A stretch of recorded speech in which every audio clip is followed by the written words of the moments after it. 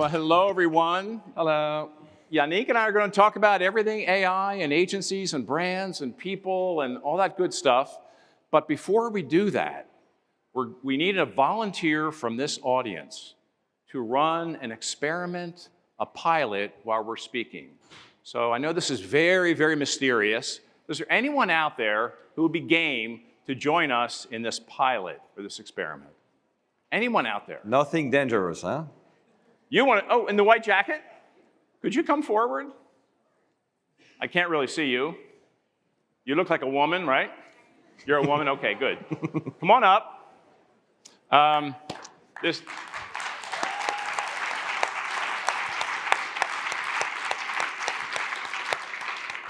So join us in a minute. Say hello to Yannick.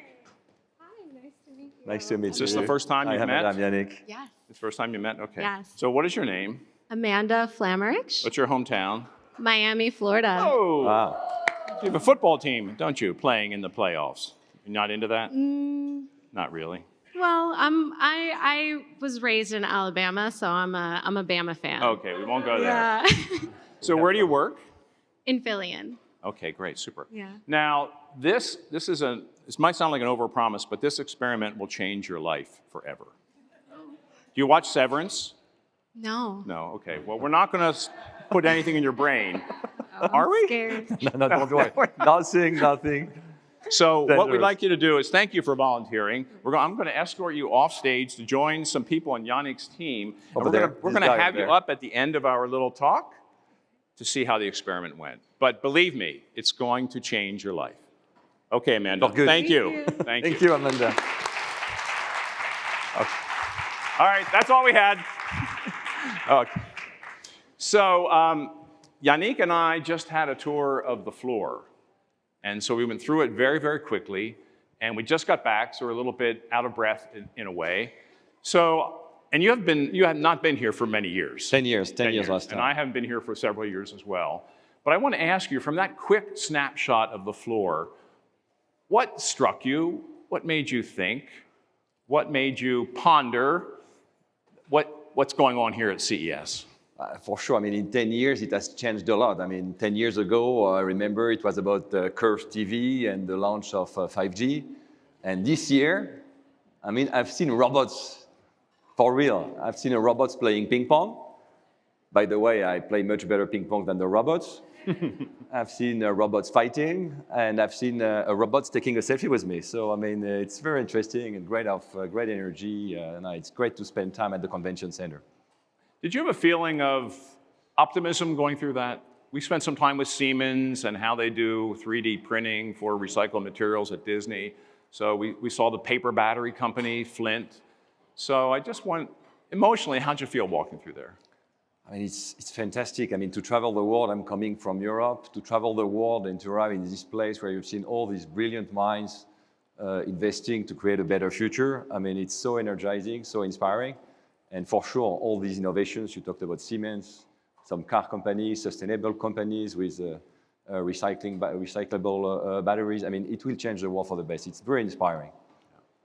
Now, we're going to get to some big, heavy, good topics and issues and discussion to talk about. But before we get there, I want to make this discussion very personal.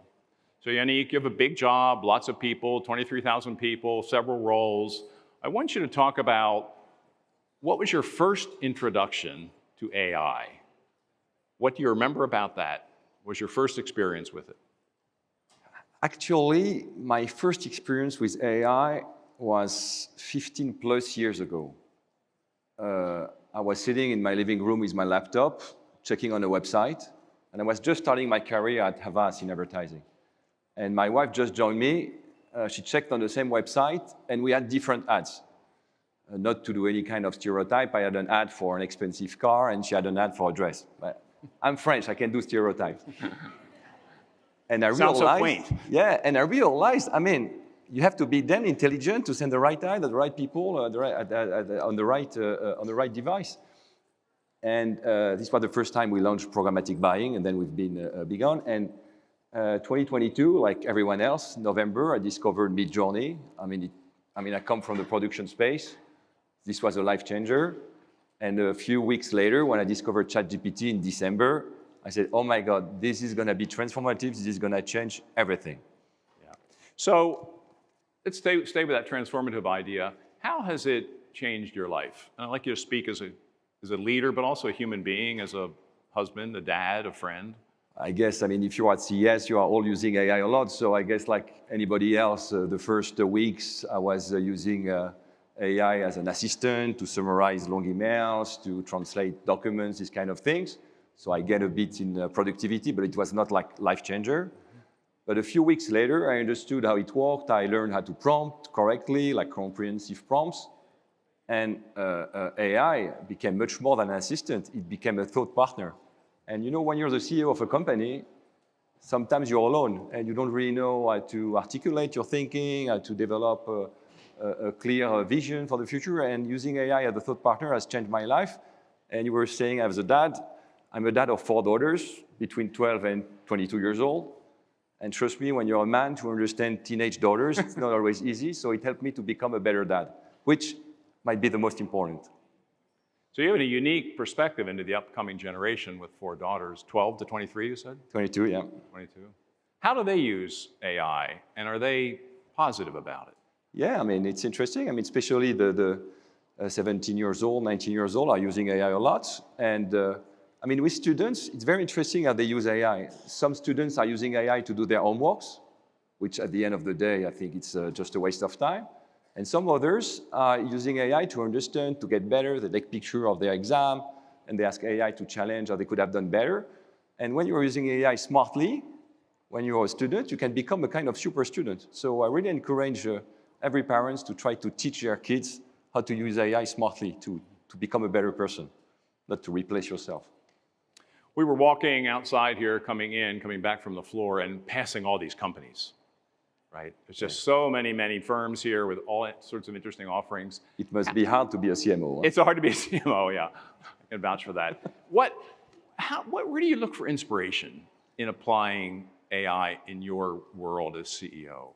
I think of all the people you can talk to, where do you go for inspiration? I mean, you have to be curious. I mean, in life, you have to be open-minded. You have to read. You have to interact with people. You have to never take things for granted. You have to ask AI itself, how can you help me? These kind of things. Yeah. But I mean, you can find inspiration anywhere.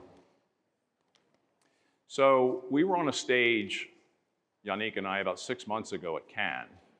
And I host a program there for aspiring CMOs called the CMO Accelerator. There's about 60 people in the room. And Yannick kicked off that 2-day program this year with LVMH. And what we did is we looked at their collaboration with LVMH for the Paris Olympics, which just blew everyone away. The numbers were incredible. It just, on so many levels, it was an incredible experience. So they told that story about how they led that with such disruptive thinking, with such great outcomes. And you shared 7 lessons, and I'm not going to get into all 7, but the first lesson you had, I think, was really wonderful. And you said it this way: start early, think bold, and shape the rules. So I'd like you to reflect on that lesson from LVMH, the Paris Olympics. And is that a pretty good guidepost for what you're doing at Havas for getting into AI and integrating it into your company and helping clients with their business outcomes? Yeah, I think it's a good analogy. I mean, you have to start early. You never know what's going to happen, but you have to start. You have to take risks. You have to try new things. I mean, with AI, I mean, 3 years later, 3 years and a half later with generative AI, I mean, it has proven to be a success, but sometimes we fail. I remember 6 years ago when metaverse was the thing you had to invest. I remember we purchased the land in the sandbox. And by the way, it's a great land with a great view on the sea. If someone's interested to buy it, I can make you a big price. See us in the booth. Yeah, I can make you a great price. So you have to start early. You never know what's going to happen. Then I think the second one was think bold. I mean, you have to invest. When you feel you have something, you have to invest. And that's what we did. We have already invested 600 million euros in data, tech, and AI those past years, and we committed to another 400 million euros of investment. That's very important. And you have to shape the rules. You have to train everyone. You have to be at your best. This is how we double down on integration, on human ingenuity. I think those 3 rules may apply to many other great things. Yeah. Now, your company is, I don't think people understand how old your company is. You go back to 1835. Yeah. which we were talking before. P&G started in 1837, so Havas is 2 years older than P&G. Did you pitch them back then? Do you have any idea? So, no, but I want you to reflect on that rich history. Do you think what we're going through now and what your company is going through is the most profound change in your history? I mean, in 200 years, 191 years. And by the way, Havas started with carrier pigeons, so it's quite a different story. They're coming back. It was the ancestor of Twitter. So from pigeons to platform, I don't know if AI is the most profound change. What I think is that it might be the most profound opportunity to disrupt the industry and to disrupt our peers and to bring more value to clients. I mean, when you look in the advertising industry at the organic growth of the big six groups, from Havas to Omnicom, WPP, and the rest, in the past 10 years, 15 years, we more or less had the same organic growth, same kind of organic growth. The spread was maybe 100, 200 basis points following the global GDP. If you look at what happened in the past 18 months, I mean, honestly, we see a spread of almost 10% between the fastest growing industry player and the lowest declining growing. So I think this is changing in terms of market share of everything. So it might be the most profound disruption of the industry. Maybe not the most profound change, most profound disruption. So I want to talk about leadership for a moment. I mean, you have a big organization, 23,000 people. Many of them are in the room here. It's tough to shift an organization to follow transformative capabilities. It's tough for the clients, it's tough for you. So I want you to talk a little bit about what you and your leadership team have learned, are doing you have this platform called Converged AI. It's your operating system to integrate all your offerings to help clients. How are you changing the work, changing the training, changing the development of your people with your leadership team to be sure all 23,000 people are energized by that, are educated, and are activating with clients? It's hard. Yeah, it's very hard. It's a great question. In fact, what we didn't want to do with our leadership team is to replicate what happened in our industry 15 years ago, 20 years ago with the digital booming. At that time, and this is when I joined Havas, I was very surprised because in the industry you had, I would say, half of the people were in charge of digital and the other half were in charge of what we call the offline or traditional media. And those two groups were not really communicating together. By the way, it was the people below 30 years old, 35 years old who were digital and vice versa. And the digital people were saying, and traditional media is dead, TV is dead, print is dead, everything's dead. And the traditional people, I must say, were saying digital will never work. It's just a fashion, it's a buzzword. And at the end, it was a combination of two. So what I wanted to make sure with AI, what we wanted to make sure with AI, to make sure that everyone, every 23,000 employees at Havas, were fully trained around AI. So first, we needed to create a clear vision, just to make sure that the leadership team, the executive committee, agreed that AI was a revolution. And I can tell you, after one hour discussion, we agreed that we needed to go full on AI. We even needed to pivot to become an AI-first driven company, which is not something that we needed to take lightly. That's something very important to pivot. So we created all the trainings. We created certifications. So for instance, next week, we are having our leadership meeting with 150 leaders coming from the world to Europe, to our headquarters in Paris. And in order to attend the leadership meeting, you have to receive a certification that you are proficient in AI. Now, it's been 3 years that generative AI is here in the market. So for me, AI has not to be something in the future. It has to be something in the present. We have to implement AI now. So we have provided people with tools, with trainings. And I would say that what I want to do is to have 100% of the people becoming AI experts. That's our goal. Now, you have some competitors, right? Unfortunately. Do you feel like this is a great opportunity for your company to differentiate further?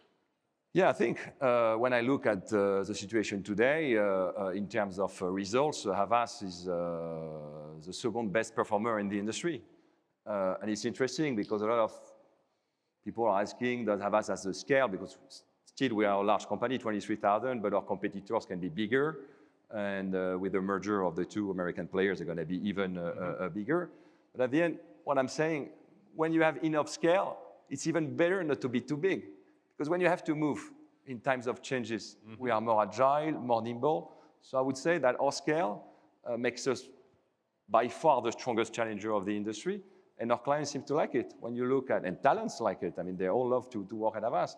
And when you look at the number of clients that have joined us those past 12 months, I mean, it's crazy. I think 2025 will be by far one of the best years in terms of new business in the world. So this has really helped, this AI transformation. We'll talk about clients in a moment, but I want to stay in the leadership theme. You talk about what you and your leadership team are doing with all your people and the meeting you're having, so on and so forth. But I want you to reflect a bit how you are leading differently. And how is your job and what you do and what you pay attention to and how you operate different from what it was 5 years ago? Yeah, I mean, it's an interesting question. I think I've changed the way I lead the company since AI happened. Because when you're developing such a disruptive vision, you need to make sure that's what you're delivering to your clients, and the talent experience is just following the vision. You need to align them both.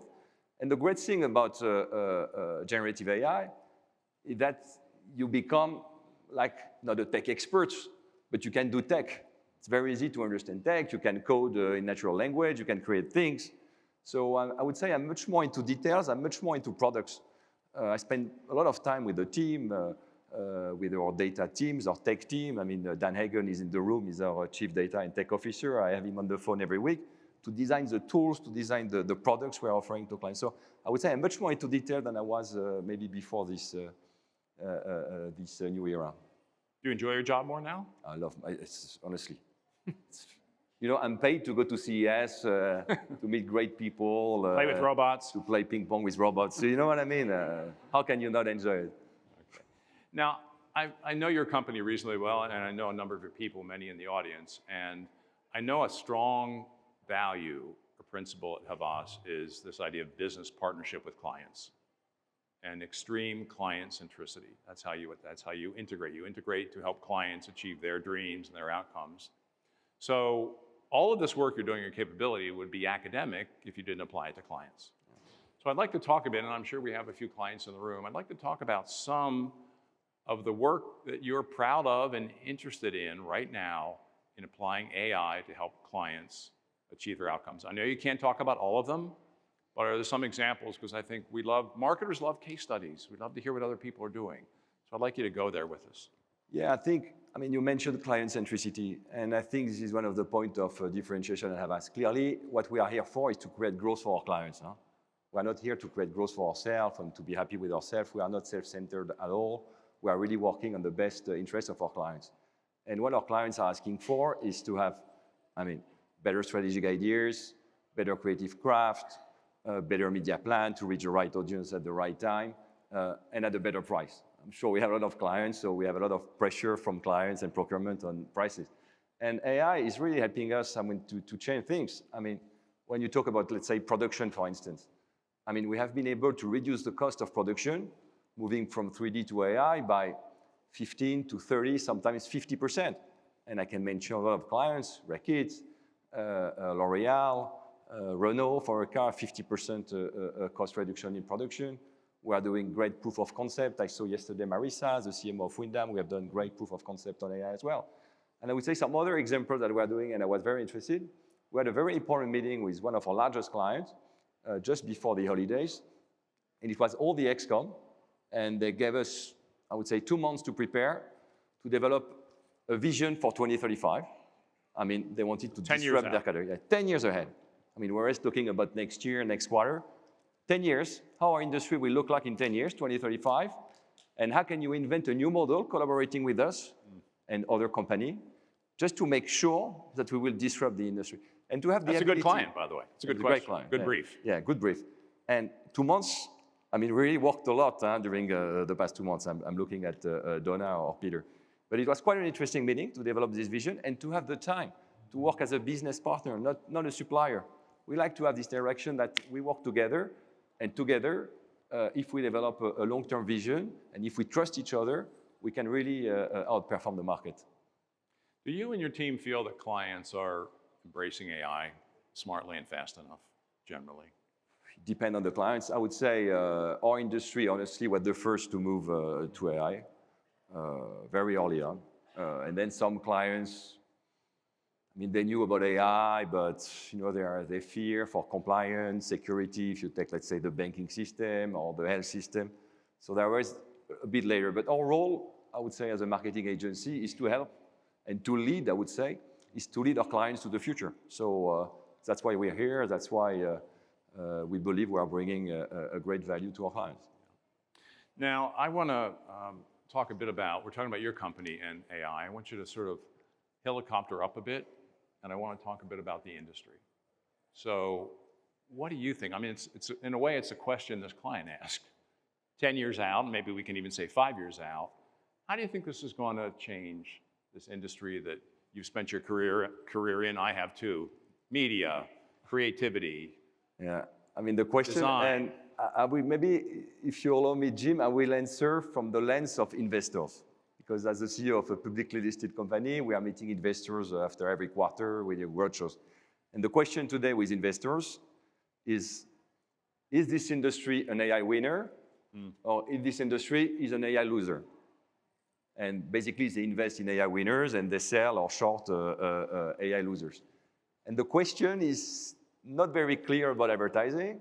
We have a lot of investors and people believing that we will all be replaced by ChatGPT or Gemini in terms of strategic ideas that clients can do by themselves, advertising, creative campaigns, doing media by themselves. It's not working like that. That's now, I mean, if you want to, I mean, our job, what is our job? I mean, is to create desire for a brand, to create brand preference, pricing power, and you cannot do that without a big strategic insights, a big strategic idea. And at the end of the day, what makes the difference? The people behind the machine. I'm sorry to state the obvious, but AI by itself will not create a campaign that will bring you value. AI, driven by the best people, by the best talent, will make a difference. And what we say at Havas is that agencies using AI will replace agencies not using AI, for sure. But at the end, I believe agencies will continue to bring value to clients. But then if you look at it, you have to look at the threats. Because you look at the opportunities, I believe AI personally is an opportunity for our industry, but you have some threats. First, you have the threats on jobs.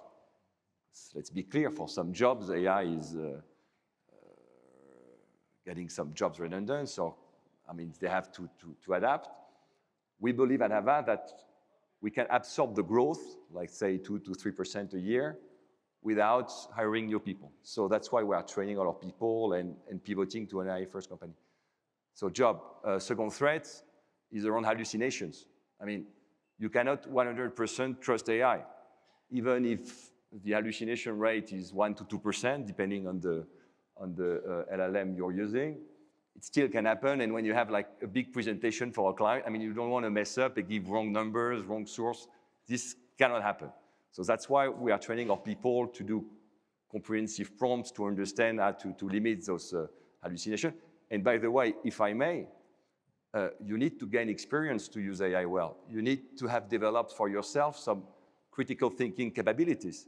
So maybe it's a bit contrarian, but I think it will be easier for grown-ups, for experienced people to use AI at its best than for juniors that by nature don't have the same kind of experience. And the third threat, which might be the biggest, is data privacy. Because if one day one of our agencies uploads clients' data in the cloud or whatever and it becomes public, this will be a catastrophe. And this is why we have been working those past 18 months on launching a new portal using large LLM, using agentic capabilities that we are launching today at CES. So if you allow me, Jim, maybe to play a short video and to officially launch our new platform called Ava. So please, ladies and gentlemen, meet Ava. Hi, CES. I'm Ava, born from the heart of Havas and powered by our proprietary platform, Converged AI.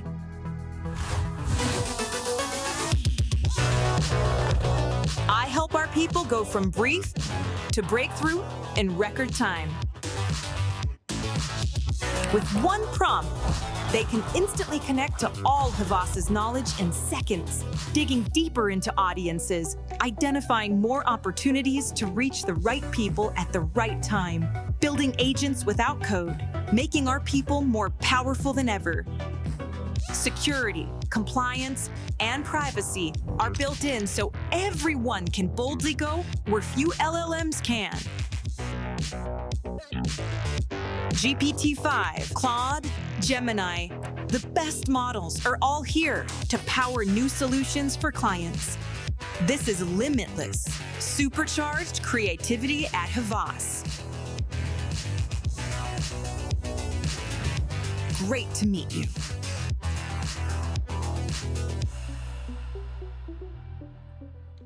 So you heard it here first.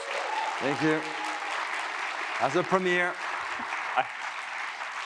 I have a very tough question. Where'd you get the name? Very clever. Ava, in the middle of Havas. Yeah. Was that your idea? It's not my idea. Congrats to the team. I thought it was a great idea.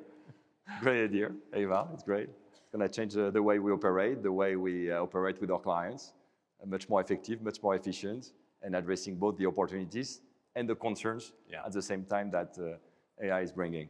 So what's your greatest hope for Ava if we look out 5 years? I mean, in my vision, we've been discussing with the team. It's not in 5 years. It's this year. It's 2026. Is that every morning when you arrive at the office or when you work from home or wherever, when you open your laptop, you have this portal, you connect to this portal that helps you do the best of your day, with your day. Clients will connect to the portal to see where we are at. All the validation systems for the campaigns, for everything will be on this portal. We will save so much time, so much effectiveness, so much efficiencies. And Ava will gather all the partnerships we are doing with other companies. It will really be the centerpiece of the future of Havas. You're a very curious company. It's one of your values. And we may talk about that at the end of this discussion. But you're always out there looking for what's around the corner, who you should work with, who represents some emerging capabilities. And I know you have some other ideas in your pipeline. You just shared one with Ava, but I know you have one you wanted to share today. So could you talk about that one? It is an outside partner that I think is a new partner of yours. So could you talk about that? Yeah, maybe two new ideas that we haven't announced yet, because we are at CES, so we need to make announcements. So one, we just signed a partnership with an agentic company called Ekio for Havas Media. It's going to be great, really helping us. And the second one you mentioned, it's a company, when you're a client, it's very hard to understand the different type of audiences. This is why we are creating personas. Okay? And in the past, to use personas, you need to do some qualitative research, ask questions. It was very expensive. It was taking a lot of time. And we made this company, and Chad, the founder, is in the room, called Verve, which has created basically generative AI personas. I don't know how he did it, but it's working really well. And you have those personas, and you can ask any question to test a campaign, to ask for your brands, and you understand, you get much better insights. And for CES, we prepared a video where we asked two personas that are neurodivergent, Gen Z. 53% of the Gen Z identify as neurodivergent, what they think about CES. So let's play the video. Conferences like CES can be very overwhelming for me. I think being able to see through the hype to find the tech that is truly unique and differentiated is my favorite part. I like taking the time to do my research, but another Neuroverse persona like Diego might think differently. Hello, Yannick. It is intense yet amazing. There's interesting tech everywhere. Robots, XR, something amazing around every corner. I'm very excited about discovering and learning about all the new tech featured at CES this year. Okay. Congrats. And this is a company where we have invested into it. So by the way, we're not going to have a whole lot of time for Q&A in this. So if you want to learn more about anything we're talking about, the Havas booth is right behind us. It's well-staffed, so people please come and talk to them about all these interesting ideas. This area that Verve is in, this whole area, I guess the big banner would be synthetic research. Yeah. I think it's one of the most exciting applications in our industry of AI. It's going to make us smarter, faster, better. So good for you. Get behind a company like that. We're happy. Now listen, we've talked about agencies, talked about Havas, what's going to happen. I want to talk a bit about brands. Because I've heard some pundits say the age of brands is over. and this is the final blow. So I have a point of view on that, but I'd rather hear your point of view. So do you think this is a highly risky time for brands, this era we are moving into? I mean, I'm sure the audience would love to hear your point of view as well, Jim, on brands. I mean, what we know is two things. First one, 75, 77 of brands could disappear, no one could care. It's a proprietary study from Havas. But at the same time, every time there is a revolution, brands get stronger and stronger. What's interesting to note is how generative AI is working. If you take the time to understand how it works, you can do some reverse engineering of those tools. And we did it in order to do, like we did in the past with search engine optimization, SEO. We are doing it now with GEO, generative engine optimization. And the learnings, the obvious learning, that our brands are even stronger today. I mean, brands are coming stronger from this new revolution. And today, in the world we are living, it's hard to know what's true, what's not true. I'm sure you've all seen all those videos on social networks.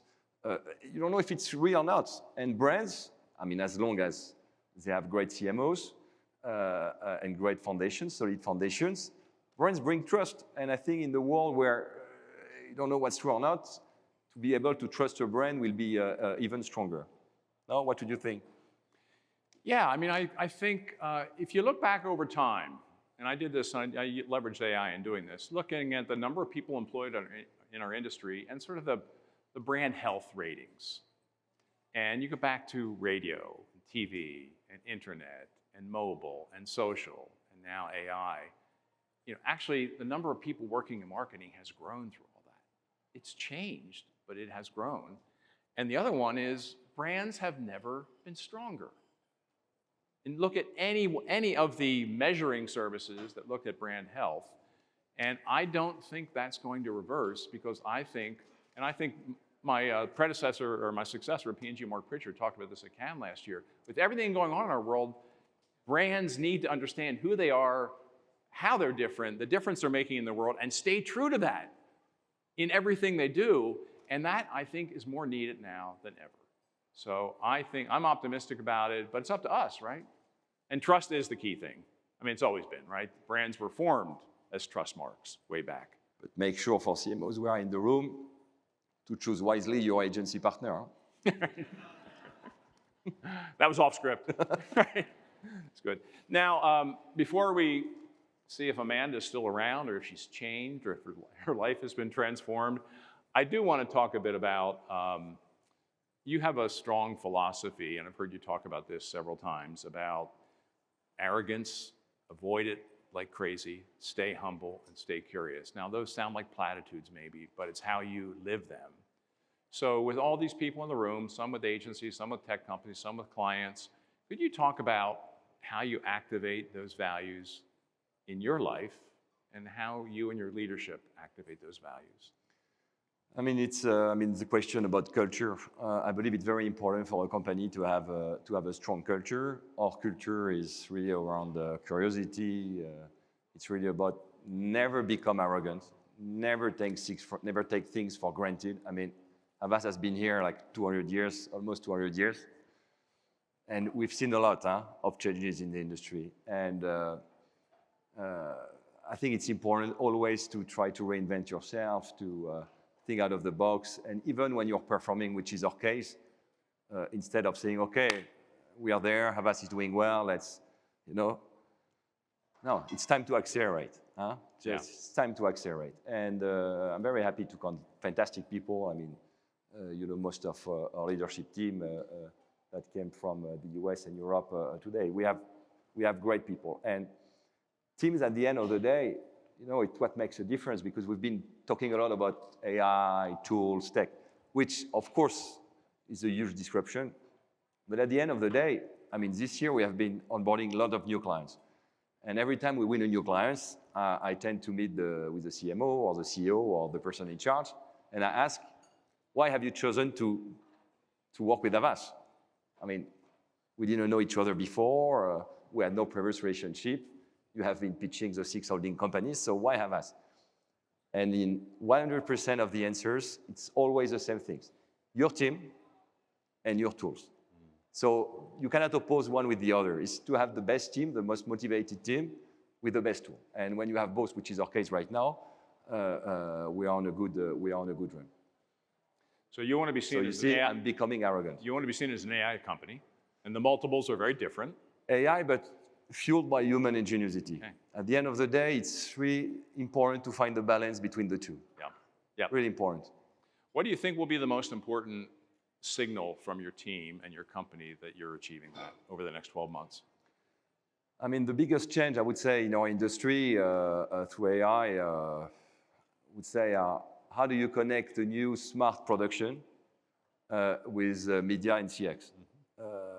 I would say that's everyone's working on the same thing, is just to make sure that we can send the right asset, I mean, the right piece of content to the right audience at the right time. So it's really a combination of our different assets, from our data assets, our media assets, or everything we are building around CX, and a new way of doing production. Because now with AI, you can do from one asset, one content asset, like personalized asset for everyone.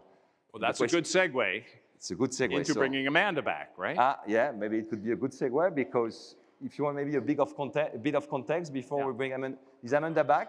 Is she still alive? Amanda? Okay, so please come on stage, Amanda. So come on stage. Amanda?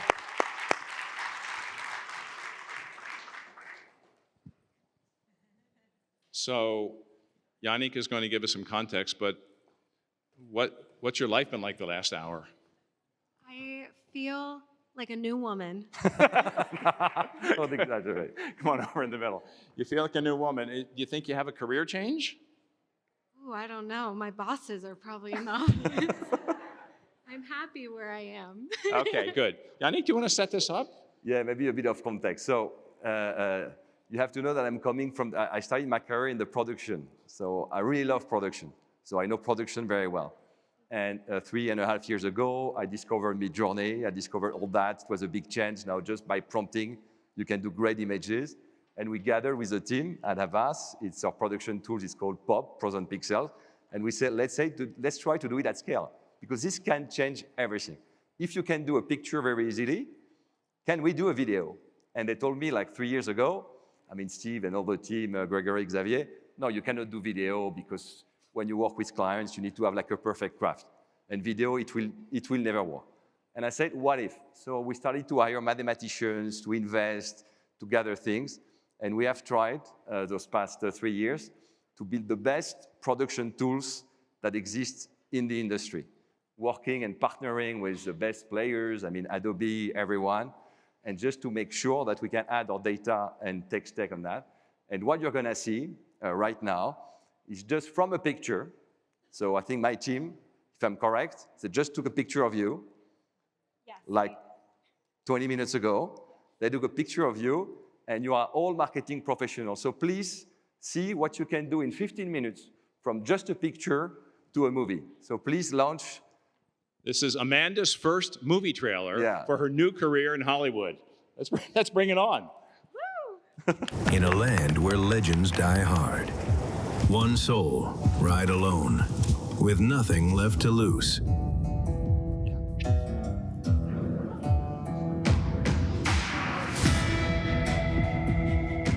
Las Vegas, home to the biggest, richest vault in the West.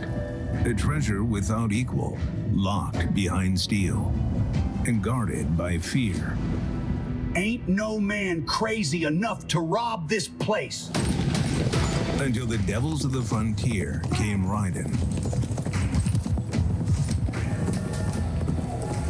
They brought chaos, anarchy, and blood.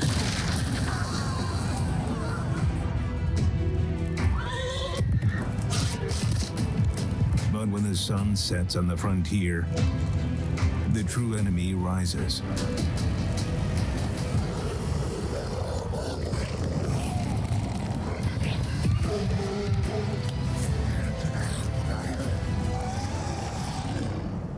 You can't take them all alone. In a world where daylight fights for mercy, nightfall brings the real war.